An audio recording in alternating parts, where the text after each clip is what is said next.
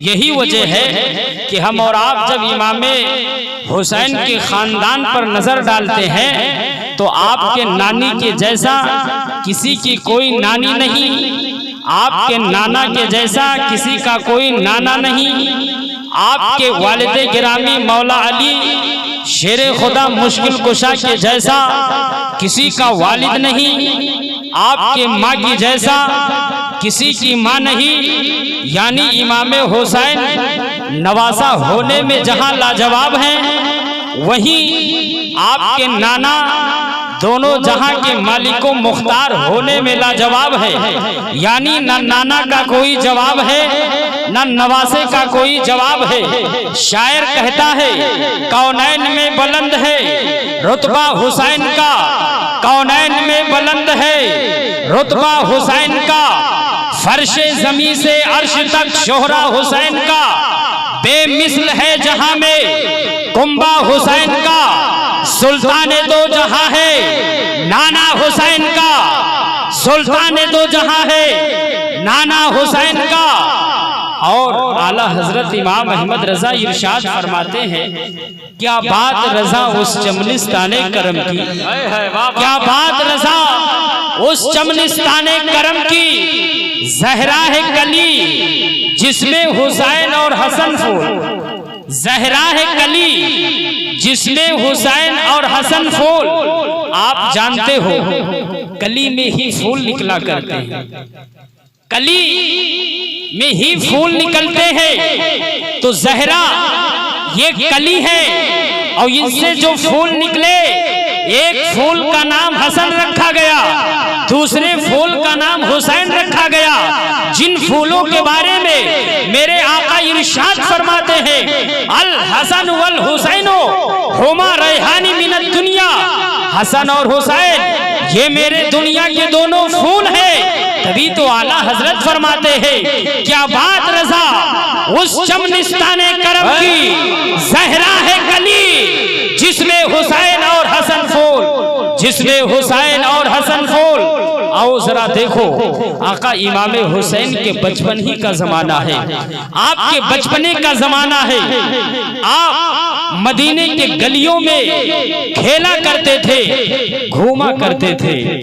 आपके नाना जान उन बच्चों के पास से गुजरे जहां पे छोटे छोटे बच्चे खेल रहे थे, सहाबाए किराम भी साथ में थे। मेरे आका ने उन खेलते हुए बच्चों में से एक बच्चे को उठा लिया, अपने गले से लगाया, सीने से लगाया, प्यार किया। सहाबा ने जब ये प्यार देखा तो पूछ लिया, या रसूल अल्लाह, इन तमाम बच्चों में से आपने एक ही बच्चे को उठा करके अपने सीने से क्यों लगाया, आपने पेशानी क्यों चूमी? तो मेरे आका इरशाद फरमाते हैं, ऐ मेरे सहाबा, ये वो बच्चा है जब मेरा बेटा हुसैन इनके बीच में खेलता था तो ये बच्चा मेरे बेटे हुसैन के कदमों के नीचे की धूल को उठा करके अपने चेहरे पे मल लेता था, अपने आंखों का सुरमा लगा लेता था।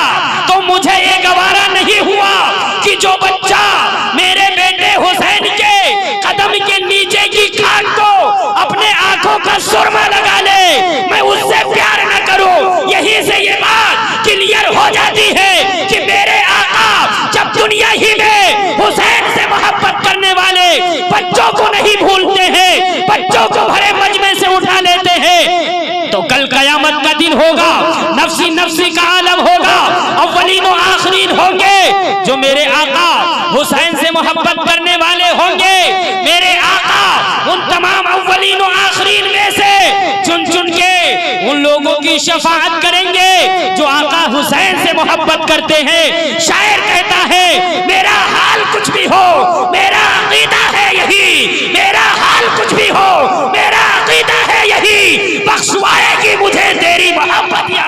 अरे बाबा बाबा, नारे तकबीर, नारे रिसालत, मसलके आला हजरत, जिक्र इमाम हुसैन।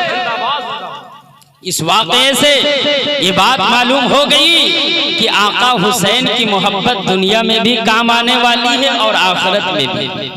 और ये बात भी जान लीजिए कि दुनिया में जो जिससे मोहब्बत करता है, आखिरत उसी का हश्र उसी के साथ होगा। दुनिया में जो जिससे मोहब्बत है उसका हश्र आखिरत में उसी के साथ होगा। हम और आप बड़े खुशनसीब हैं कि आका हुसैन से मोहब्बत करते हैं। अहले बैत का दामन हमारे हाथों में है। वो अहले बैत जिनके घर में फरिश्तों के सरदार तायरे सिदरा बुलबुले सिदरा जब आते थे तो इजाजत ले लेते थे।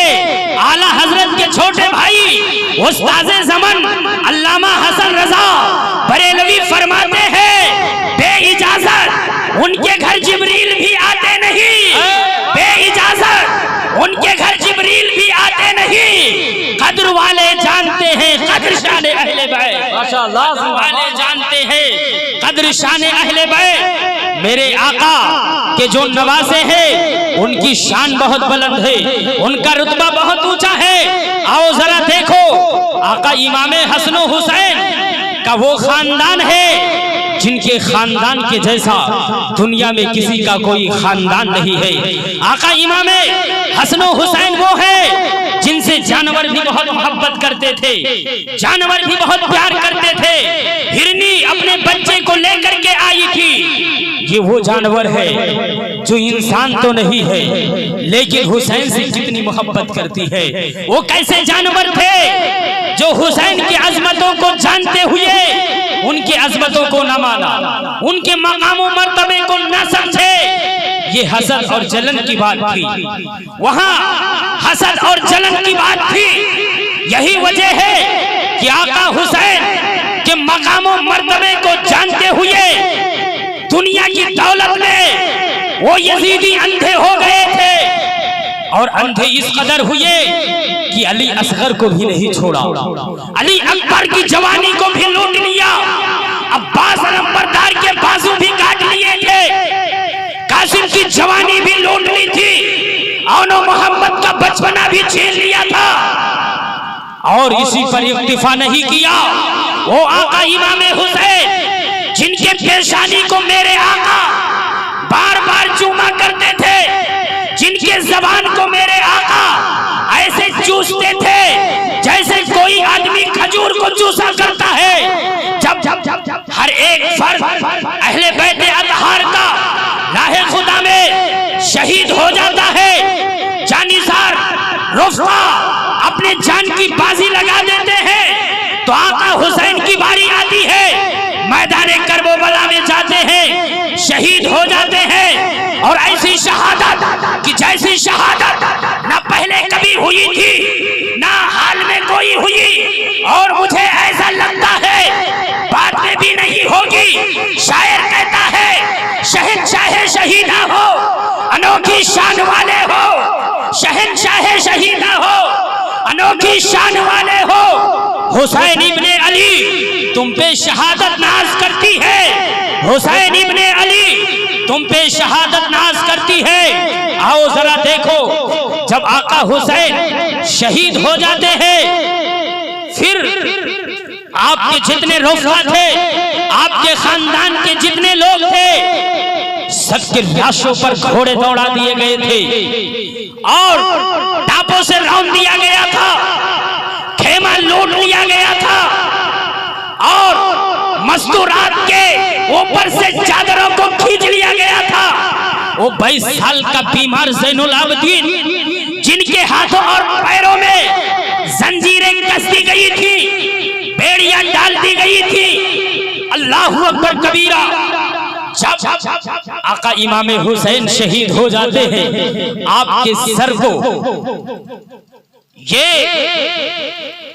शिम्र खोली और ये जितने यजीदी थे इनके जरिए से अमर इब्ने साद सर को कूफा में इब्ने ज़ियाद के पास भिजवाता है। इब्ने ज़ियाद के पास एक तश्तरी रखी हुई थी, उस तश्तरी में इमामे हुसैन का सर मुबारक रखा जाता है। फिर वहां पर वो इब्ने ज़ियाद जो बड़ा नालायक और कमीना किस्म का आदमी था, उसने आका इमामे हुसैन के दांतों पर अपनी छड़ी लगाना शुरू कर देता है। वहां एक बूढ़े सहाबी जिनका नाम हजरत ज़ैद इब्ने अरकम है मौजूद थे।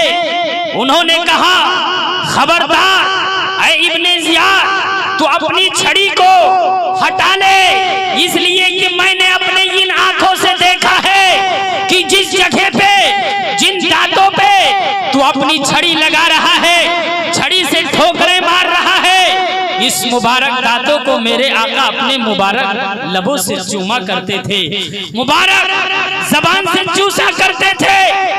ऐ मरजाना के बेटे, तू बाज आ जा इस हरकत से। इब्ने ज़ियाद जब ये गुफ्तगू उस सहाबी रसूल की सुनता है, गुस्से से तिलमिला जाता है और कहता है, ऐ ज़ैद इब्ने अरकम, अगर तुम बूढ़े नहीं होते, पागल नहीं हो गए होते, तो हमारी तलवार होती, तुम्हारी गर्दन होती, तुम्हें भी नहीं छोड़ता। यानी इब्ने ज़ियाद ने ज़ैद इब्ने अरकम को बूढ़ा समझ करके छोड़ दिया। वो बूढ़े सहाबी वहां से उठे, रोते हुए चले गए। अल्लाहु अकबर कबीरा। फिर वो इब्ने ज़ियाद पूरे कूफे में ये ऐलान कर देता है कि लोग जमा हो जाएं। सारे लोग जमा हो जाते हैं और ये मिंबर पे चढ़ता है और कहता है कि अल्लाह का शुक्र है कि उसने अमीरुल मोमिनीन यजीद को फतह नसीब अता फरमाई, माज़ल्लाहि रब्बिल आलमीन। और कज़्ज़ाब इब्ने कज़्ज़ाब यानी हुसैन इब्ने अली को शिकस्त दी, शिकस्त फाश दिया, और ऐसी शिकस्त दी कि बाद में आने वालों के लिए ये जंग दर्स इबरत बन गई। इस तरह से उसने बकवास वाली बातें की है। इस तरह जब उसने बकवास वाली बातें की, वहां पे ये अहले बैत के चाहने वाले मौजूद थे। उन्होंने जब ये बात सुनी तो वो खड़े हो जाते हैं और फरमाते हैं, ऐ इब्ने ज़ियाद, हुसैन सच्चे हैं, हुसैन के बाप मौला अली सच्चे हैं, हुसैन के नाना सच्चे हैं, तू झूठा है, तेरा बाप झूठा है। और ए इब्ने मरजाना, तुझे इन अरब वालों ने, गुलामों ने गुलाम को हाकिम बना लिया और आज के बाद में सबके सब गुलाम ही रहेंगे। तुम झूठे हो, तुम्हारे बाप झूठे हैं, बातें सिद्दीकीन जैसी करते हो, बात सच्चे लोगों जैसी करते हो। वो मुहिब्बे अहले बैत वहां से उठ करके चले जाते हैं। पहले पकड़ने की कोशिश करता है, पकड़ भी लेता है इब्ने ज़ियाद कि तलवार लाओ, गर्दन मार दो। लेकिन वो जो मुहिब्बे अहले बैत थे, उनके खानदान के लोग उस वक्त कसीर तादाद में थे, छुड़ा लिया, बचा लिया। वो फिर अपने घर चले गए। इब्ने ज़ियाद के गुस्से की आग नहीं बुझी जब तक कि उसने कत्ल नहीं कर दिया वो अहले बैत का मुहिब, जिसने इब्ने ज़ियाद के खिलाफ बब्बांगे दोहल कहा था कि तू झूठा है, तेरा बाप झूठा है। उसने जब रात का सन्नाटा देखा, उस मुहिब्बे अहले बैत को बुलाया, तलवार से गर्दन उड़ा दिया। फिर शाहराहे आम पर एक तार से उनकी लाश को लटका दिया। वो भी मुहिब्बे अहले बैत राहे खुदा में, अहले बैत की मोहब्बत में आप भी जामे शहादत नोश फरमा लेते हैं। इन्ना लिल्लाहि व इन्ना इलैहि राजिऊन। ये तमाशा इब्ने ज़ियाद ने किया। फिर इब्ने ज़ियाद ने इमाम हुसैन के सरे मुबारक को खूली, शिम और अपने हमनवाओं के सुपुर्दगी के पेश कर दिया, सुपुर्द कर दिया और कहा ये सर ले जाओ मुल्क शाम में, दिमश्क में, और यजीद के पास पहुंचा दो। अब ये शिम, खोली और ये सब इमाम हुसैन का सर लेकर के जाते हैं। और वो लूटा हुआ काफिला, बीमार ज़ैनुल आबिदीन भी साथ में है, वो हजरत बहन ज़ैनब हजरत इमाम हुसैन की हैं, जिन्होंने बहुत तकलीफें बर्दाश्त की। आपकी बीवियां थी, आपकी बेटी सकीना भी थी। ये लुटा हुआ काफिला अब कूफा की गलियों से निकल करके दिमश्क की तरफ रवा दवा है, खोली साथ में है, शिम्र साथ में है, इब्ने ज़ियाद के लश्कर साथ में है। अब ये जब काफिला पहली मंजिल पे पहुंचता है, इमाम हुसैन का सरे मुबारक नेज़े के ऊपर होता है। एक मंजिल जो पहली मंजिल थी, वहां पे रात का जब वक्त आता है, ये यजीदी, ये इब्ने ज़ियाद का लश्कर वहीं पे पड़ाव डालता है, रुक जाता है। एक राहिब मिलता है, एक राहिब मिला। उस राहिब ने जब ये मंजर देखा कि कुछ बीवियां हैं, कुछ बेटियां हैं और एक कैदी है जिनका चेहरा चांद की तरह चमक रहा था, पूछा ये कौन लोग हैं? लोगों ने बताया कि ये वो है जो नबी के नवासे हैं और इन्होंने यजीद के खिलाफ अलमे बगावत बुलंद किया था, इसलिए इनके सरों को काट करके इब्ने ज़ियाद ने यजीद के पास दिमश्क में हदिया के तौर पर भेज रहा है। वो जब राहिब ये बात सुनता है, रोने लगता है कि ये कैसे मलऊन लोग हैं कि अपने नबी के नवासे को मार डाला, कत्ल कर डाला, फिर सर को नेज़े पर बुलंद किए हुए और इस तरह से बेइज्जती के साथ लुटा हुआ काफिला है। एक बीमार ज़ैनुल आबदीन है जिनके बदन में लर्जा आ रहा है, बीमारी की नकाहत का ये आलम है, हाथों में हथकड़ियां हैं, पैरों में जंजीरियां हैं। अल्लाहु अकबर कबीरा, अल्लाहु अकबर कबीरा। जब ये लुटा हुआ काफिला पहली मंजिल पर ठहरता है रात के वक्त में, तो वो राहिब कहता है 10,000 दिरहम ले लो और इस सर को मेरे हवाले कर दो। 10,000 दिरहम ले लो, मेरे हवाले कर दो। वो यजीदी दिरहमो दीनार ही के बंदे थे, उन्होंने बात मान ली और राहिब को सर दे दिया। राहिब को जब सर दिया है, राहिब ने एक बुलंद जगह पे इमाम हुसैन के सर को रखा है। फिर जो गर्दो गुबार जमा हुआ, खून लगा हुआ था, उसको साफ किया, खूब उस पे इत्रो काफूर लगाया है। रात की तारीकी है, रात का सन्नाटा है। वो राहिब जो मुसलमान नहीं था, नबी का कलमा पढ़ने वाला नहीं था, अपना नहीं था, गैर था, यानी मुसलमान नहीं था, इमाम हुसैन के सरे मुबारक का जब उसने अदब किया है, ताज़ीम किया है, उसके दिल के दरीचे खुल जाते हैं, दिल के पर्दे उठ जाते हैं। क्या देखता है? रात के सन्नाटे के आलम में, रात की तारीकियों के आलम में जमीन से लेकर के आसमान तक नूर ही नूर नजर आ रहा है, नूर की किरणें फूट रही है। जब उसने उस नूर से ये नूरानियत देखी, उसका दिल भी मुनव्वर हो जाता है, उसका दिल भी नूर हो जाता है और कलमा पढ़ लेता है, ला इलाहा इल्लल्लाह मुहम्मदुर रसूलुल्लाह। पता चला इमाम हुसैन ऐसे नूर है कि अपनी जिंदगी में जहां कदम रखे थे, जो दिल के मुर्दा थे, उन मुर्दा दिलों को जिंदगी बख्श दी और अपनी शहादत के बाद जहां जहां आपका सरे मुबारक रखा गया, बेईमानों के पास से गुजरा है तो वो कलमा पढ़ते हुए नजर आते हैं। वो इमाम हुसैन है, वो इमाम हुसैन की जात है, वो इमाम हुसैन की अजमत है कि वो राहिब कलमा पढ़ के मुसलमान हो जाता है। अब जब ये काफिला आगे बढ़ता है, दूसरी मंजिल बढ़ती है, वही 10,000 दिरहमो दीनार। जब ये यजीदी बांटने एकरा खोलते हैं तो क्या देखते हैं कि वही दिरहमो दीनार जो अशरफियों की शक्ल में थी, अब वो सब मिट्टी बन जाती है, मिट्टी बन जाती है। ये इन सब के मुंह काले हो गए, मुंह पे तमाचा पड़ गया। अब ये कफे अफसोस करने लगे, कफे दस्त मलने लगे। वो भी इमाम हुसैन ही की करामत थी। अल्लाहु अकबर कबीरा। फिर ये काफिला आगे बढ़ा, यजीद के पास पहुंचा। जब ये काफिला दिमश्क मुल्क शाम पहुंचने वाला था, मेरे आका के एक सहाबी जिनका नाम हजरत सहल था, वो तिजारत के गरज से मुल्क शाम आए हुए थे। क्या देखते हैं, एक लुटा हुआ काफिला है, कुछ लोग ढोल बजा रहे हैं, ढोल तमाशे बजा रहे हैं। उस सहाबी रसूल ने हालात का जायजा लिया, मालूम किया, लोगों ने बताया कि कूफा में इब्ने ज़ियाद ने लड़ाई की इमाम हुसैन से। इमाम हुसैन का सर यजीद के पास हदिये के तौर पे भेजा है। लोग खुशी मना रहे हैं, ढोल इसीलिए बजा रहे हैं कि यजीद को कामयाबी मिली है, यजीद को जंग में जीत मिली है। वो सहाबी रसूल बेचैन हो जाते हैं, परेशान हो जाते हैं, क्योंकि इमाम हुसैन की अजमतों को जानते थे, उनकी रिफातों को मानते थे, उनकी बुलंदियों से वाकिफ थे।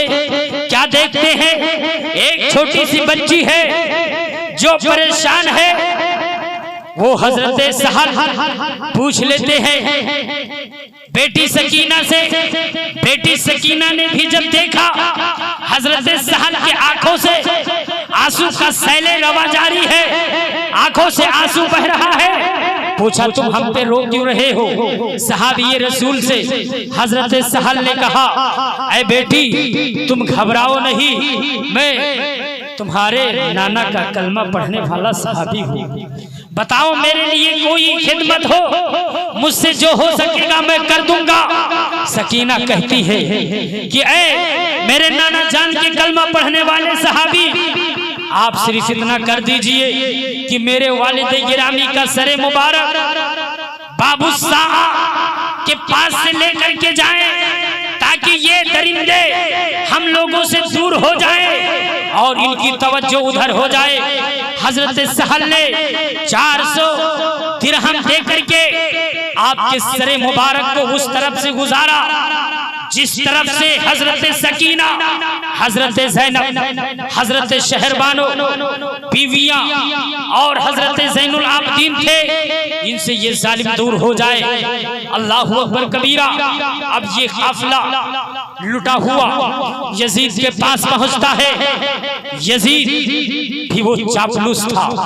जब इमाम हुसैन का सरे मुबारक यजीद के पास पहुंचता है, वो कहता है मक्कारी के तौर पे, सियासत के तौर पे, क्या है हुसैन, अगर आपका मामला बराहे रास्त मुझसे होता तो मैं कभी आपको कत्ल नहीं होने देता, मैं ऐसे मामले का हल कर लेता जैसे आपके बड़े भाई इमाम हसन ने मेरे वालिद गिरामी अमीर मुआविया से मामले का हल कर लिया था, मामले का हल निकाल लिया था।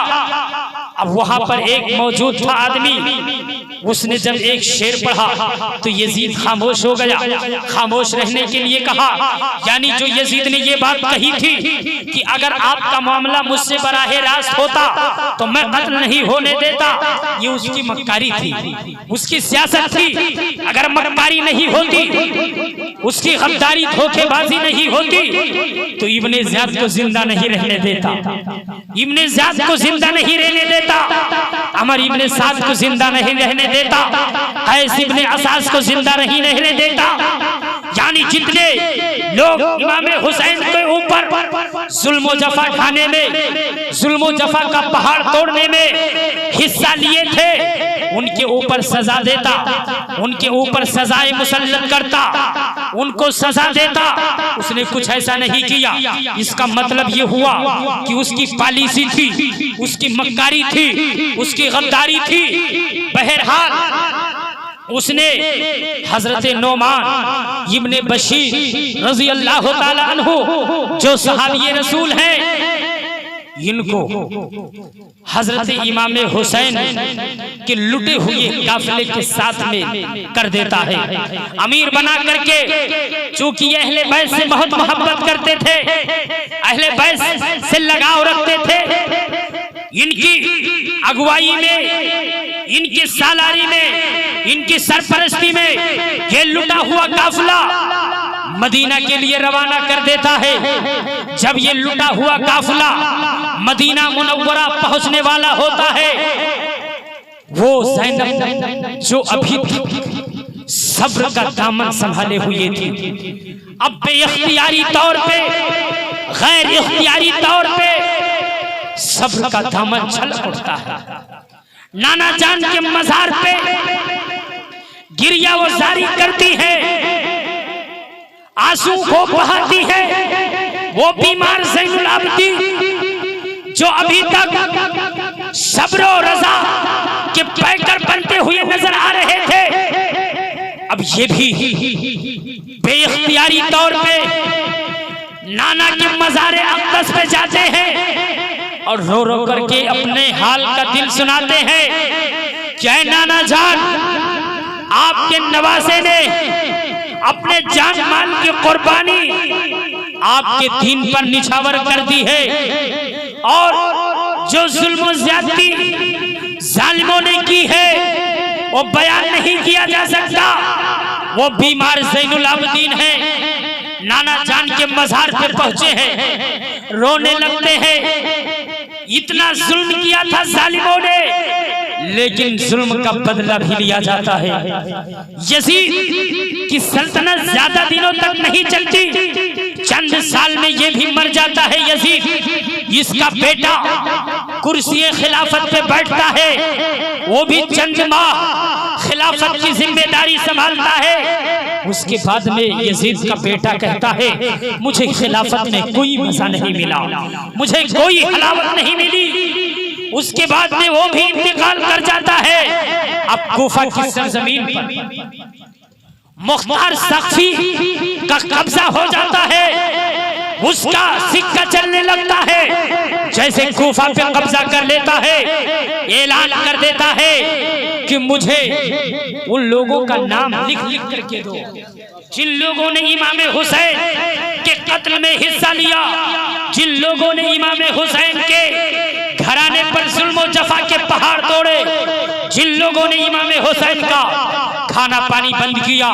उन लोगों का नाम लिख लिख करके दो। किन लोगों ने हिस्सा लिया, अब नाम लिख करके लोग देने लगते हैं। जब नाम की रिपोर्ट, नाम की लिस्ट मुख्तार सख्फी को मिल जाती है, तो मुख्तार सख्फी ऐलान कर देता है, कल मैं एक ऐसे शख्स को मारूंगा, एक ऐसे शख्स को कत्ल करूंगा जिससे अल्लाह और रसूल खुश हो जाएंगे, मलाइका मुकर्रबीन तमाम लोग खुश हो जाएंगे। अल्लाहु अकबर कबीरा ये मुख्तार सख्फी ऐलान करता है। उस वक्त इब्ने असवद बैठा हुआ था, वो जाकर के रात में अमर इब्ने साद को कह देता है, ऐ अमर इब्ने साद तुम होशियार हो जाओ, अपनी तैयारी कर लो, तुम्हें मुख्तार सख्फी अनकरीब मौत के घाट उतार देगा, तुमसे इमाम हुसैन का बदला ले लेगा। वो अमर इब्ने साद मुख्तार सख्फी से गहरे ताल्लुकात थे, उसने सोचा कुछ नहीं करेगा, कुछ नहीं होगा। मुख्तार सख्फी के ऐलान से नहीं घबराया, खबर पहुंच गई अमर इब्ने साद तक। अमर इब्ने साद को बुलाने के लिए मुख्तार सख्फी भेजता है एक आदमी को। जब बुलाने के लिए आदमी पहुंचा है, अमर इब्ने साद नहीं आया, अपने बेटे को भेजा है। अमर इब्ने साद कौन है? ये वही है जिसने इमाम हुसैन के खेमे की तरफ तीर फेंकते हुए कहा था, ऐ लोगों गवाह हो जाओ कि मैंने सबसे पहले तीर इमाम हुसैन के खेमे की तरफ फेंका है। ये वही अमर इब्ने साद है जिसने इमाम हुसैन के खेमे की तरफ सबसे पहले तीर फेंका था। अब मुख्तार सख्फी ने बुलाने के लिए भेजा है कि अमर इब्ने साद को बुला करके लाओ। अमर इब्ने साद नहीं आता है, बुलाने पर अपने बेटे को भेजता है। अपने बेटे को भेजा, मुख्तार पूछता है कि तुम्हारे बाप कहाँ हैं? तुम्हारे बाप कहाँ हैं? क्यों नहीं आए?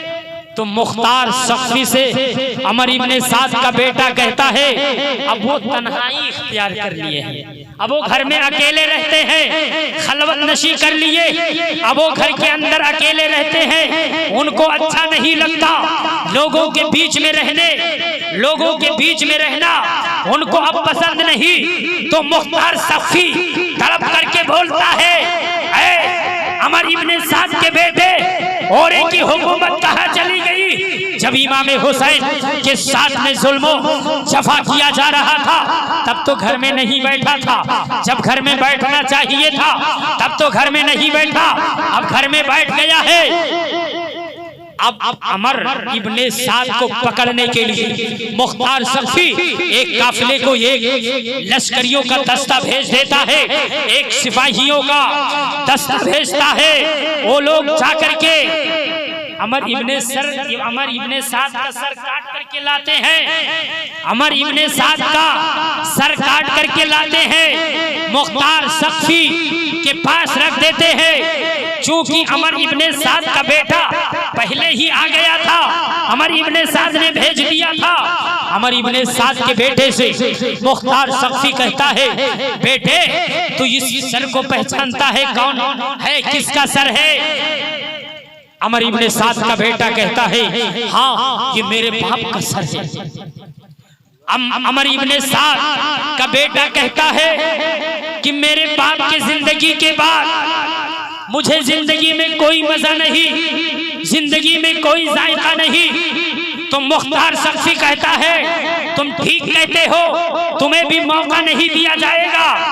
मुख्तार ने अमर इब्ने साद के बेटे की भी गर्दन मरवा दी। उसके बाद में मुख्तार सख्फी कहता है कि तेरा सर अली अकबर के सर का बदला है, तेरे बाप का सर हुसैन के सर का बदला है। फिर मुख्तार ये कसम खा करके कहता है, अल्लाह की कसम, अगर 3 दस्ते 3000 से ज्यादा लोगों के सरों को काट दिया जाए तो इमाम हुसैन के सर का तो मकाम और मर्तबा बहुत ऊंचा है, उसकी तो बहुत बड़ी बात है। इमाम हुसैन के उंगली का भी मुकाबला ये 3000 लश्करों का सर नहीं कर सकता है। नारे तकबीर, नारे रिसालत, मसलके आला हजरत, जिक्र इमाम हुसैन, वाह वाह वाह, जिंदाबाद जिंदाबाद, बहुत उम्दा। अब मुख्तार ने ये कहा कि तेरे बाप का सर हुसैन के सर का बदला है और तेरा सर अली अकबर का बदला है। फिर बाद में कहता है कि 3 दस्ते भी अगर मैं कटवा दूं, 3000 से ज्यादा लोगों के सर हो तो हुसैन के सर की बात तो बहुत दूर है, उनके उंगली का सर का, उनकी उंगली का भी मुकाबला ये सर नहीं कर सकते। अल्लाहु अकबर कबीरा। अब अमर इब्ने साद मारा गया, इसका पूरा वक्त शुरू हो गया, उसका बेटा भी मारा गया। फिर उसके बाद में नंबर आता है खूली का। ये वही खूली है जिसने इमाम हुसैन के जिसने पाक से सरे मुबारक को जुदा किया था, ये वही खूली है। अब इसका नंबर आता है, इसको भी पता चल गया था कि हिसाब किताब शुरू हो गया है। ये छुपने के लिए अपने घर में छुप गया और अपने घर में भाग जाता है और एक तोबड़ा में छुप जाता है। इधर से मुख्तार सख्फी एक लश्कर भेजता है कि जाओ खूली को पकड़ करके लाओ, उसके सर को काट करके लाओ। ये लश्कर पहुंचता है खूली के घर।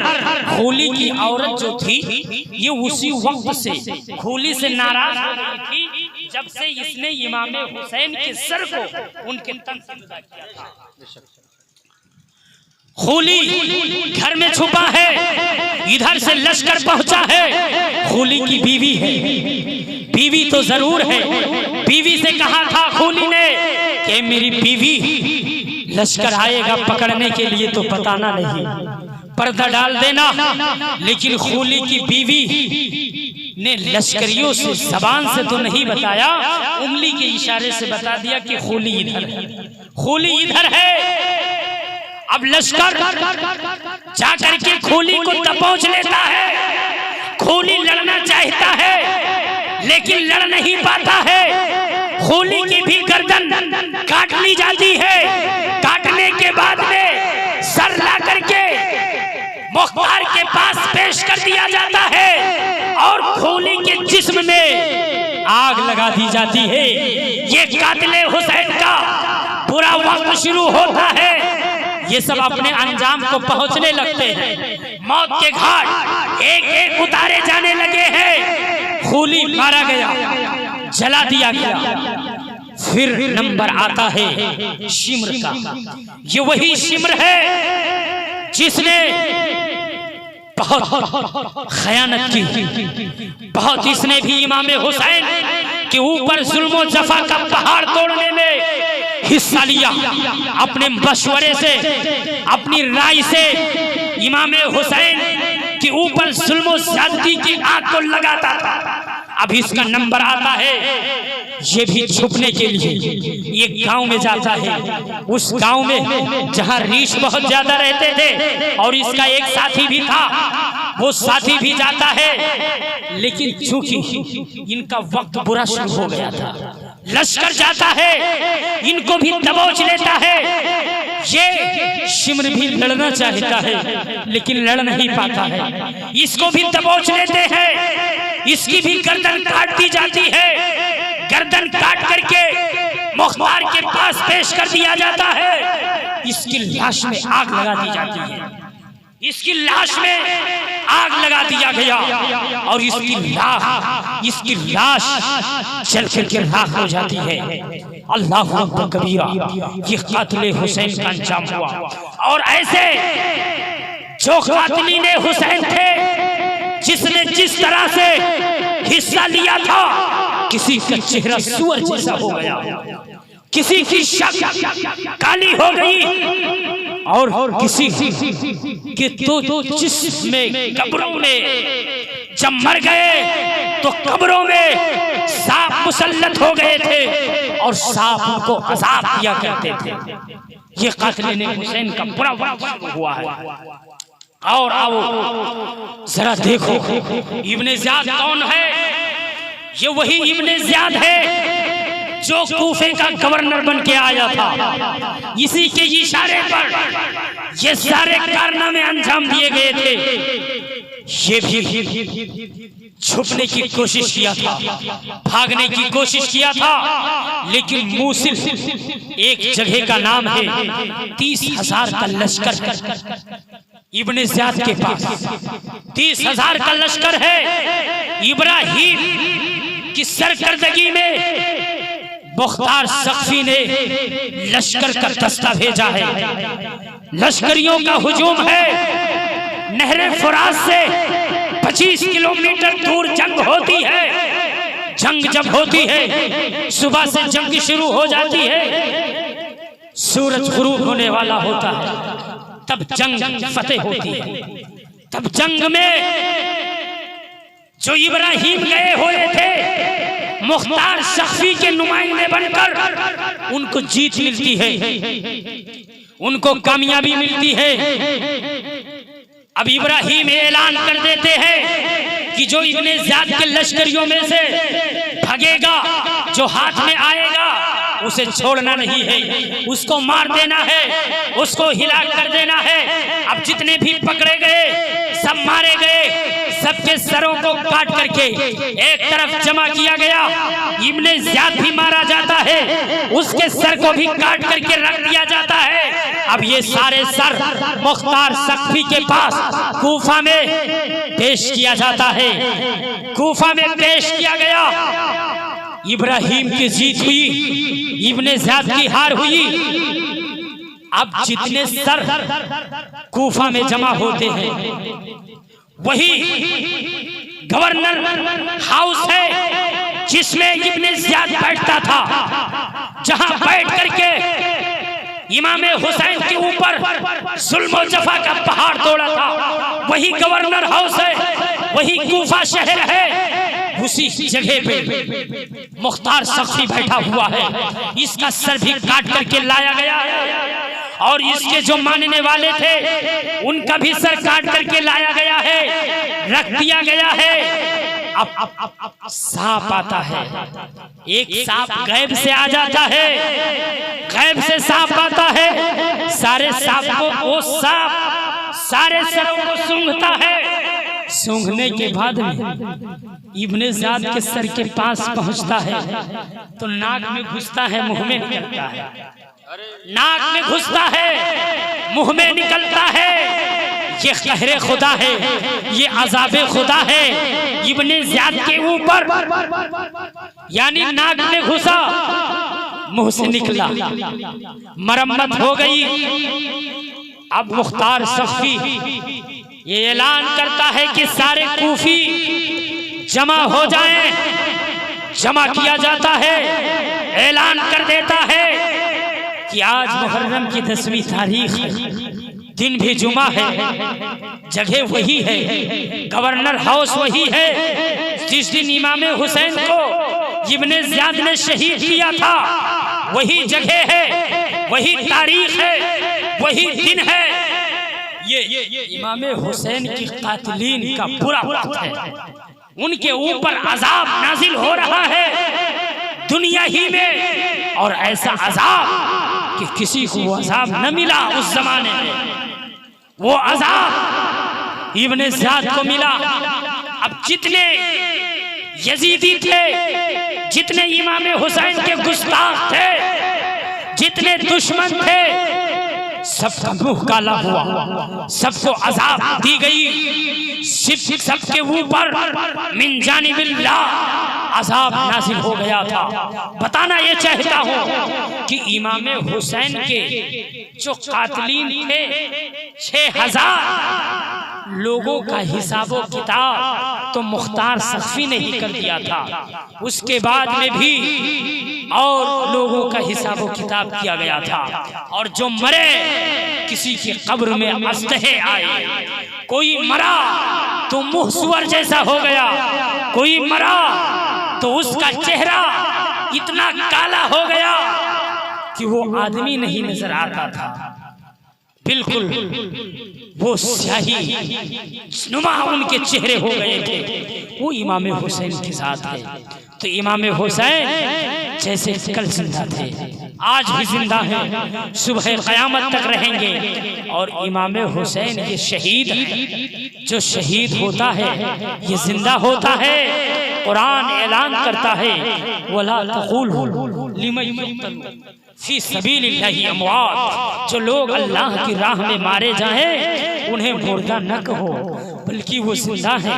और दूसरी जगह अल्लाह ऐलान फरमाता है, वला तहसबन्नल्लज़ीना क़ुतिलू फी सबीलिल्लाहि अमवाता बल अहयाउन इंदा रब्बिहिम युरज़क़ून।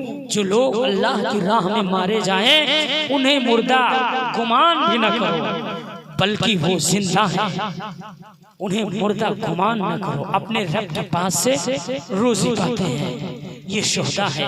जो शहीद होते हैं वो जिंदा होते हैं। अपने कब्रों में से वो जहाँ चाहते हैं चले जाते हैं, जन्नत की सैर करते हैं, जन्नत में मेवे खाते हैं और जन्नत की तफरीह करते हैं। और शुहदा और जितने दुनिया के लोग हैं मोमिन जन्नत में जाएंगे तो उनको अच्छा नहीं लगेगा। सिर्फ शहीदों की जमात होगी जो जन्नत के मजे लेंगे, फिर उसके बाद में जन्नत से बाहर निकलने की तमन्ना करेंगे। वो जन्नत है जहां जाने के बाद में कोई निकलने का नाम ना ले, लेकिन शहीद राहे मौला जन्नत में जाते हैं, फिर निकलने का इरादा कर लेते हैं, ख्वाहिश करते हैं। ये शहीद होते हैं। अल्लाह की बारगाह में दुआ है कि इस महफिल को अपनी बारगाह में कबूल फरमाए। और जिन लोगों ने इस महफिल में दामे दिल में कदमे सुख ने हिस्सा लिया है उनके इस हिस्से को कबूल फरमाए।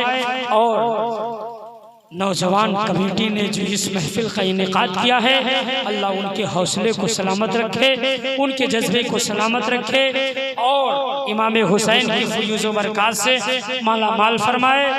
हक बोलने की तौफीक अता फरमाए, हक पर चलने की तौफीक अता फरमाए।